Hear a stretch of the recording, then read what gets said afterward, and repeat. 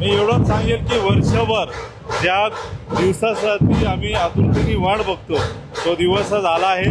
आपला लाडका बाप्पा हा पारंपरिक रथात विराजमान होऊन मिरवणुकीला आज 1-1.5 तास झाला सुरुवात झाली आहे आणि काही क्षणात तो आपल्या जे रत्नमहल केला आहे त्या रत्नमहलमध्ये विराजमान होणार।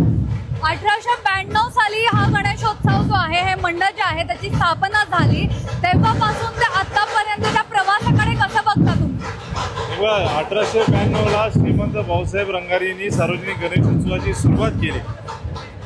धार्मिक परंपरा आणि पावित्र्य हे जपण्याचं काम तेव्हापासून आतापर्यंत मंडळ करते। प्राण प्रतिष्ठा किती वाजता होणार आहे आणि कोणाच्या हस्ते होणार आहे? बरोबर 12:30 वाजता आध्यात्मिक व्यक्ती जे आहे जया किशोरीजी त्यांच्या हस्ते प्राण प्रतिष्ठापना होईल। आज असेल की दरवर्षीच काही ना काहीतरी संदेश दिला जातो आपल्या रंगारी मंडळाकडून, यावर्षी काय संदेश दिला जातो? भाऊ रंगारी मंडळाकडून एकच संदेश आहे की पुण्याचा गणेश उत्सव हा DJ फ्री व्हायला पाहिजे आणि ह्या दिवसात सर्वांनी धार्मिक परंपरा आणि पावित्र्य जपून संस्कृतीला शोभणारा गणेश उत्सव साजरा करायला पाहिजे।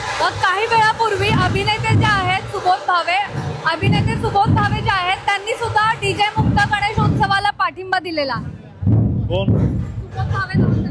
हे बघा सगळे कलाकार सुबोध भावे असतील, सिद्धार्थ जाधव असेल, सौरभ, आज याचं उदाहरण बघा। दरवर्षी कलावंत पदक यांच्या गणेश उत्सवाची सुरुवातच श्रीमंत भाऊसाहेब रंगारी गणपतीच्या चरणी वादन करून सेवा देऊन ती सुरुवात होती।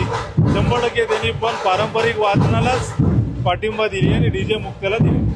सकाळपासून काय काय उपक्रम आपल्या इथे सुरू आहेत आणि आता प्राण प्रतिष्ठा झाल्यावर काय काय? ही 10 सकाळपासून आता मिरवणूक सुरुवात झाली, प्राण प्रतिष्ठा स्थापना होईल। या दिवसात 10 दिवसात ऐच्छिक अभिषेक असेल, गणेश याग असेल, धार्मिकता असेल, पण याला त्याच्यासोबत या 10 दिवसात आरोग्य शिबिर, जे मोफत आरोग्य शिबिर उत्सव मंडपात असेल ते सर्व भाविकांसाठी असतात।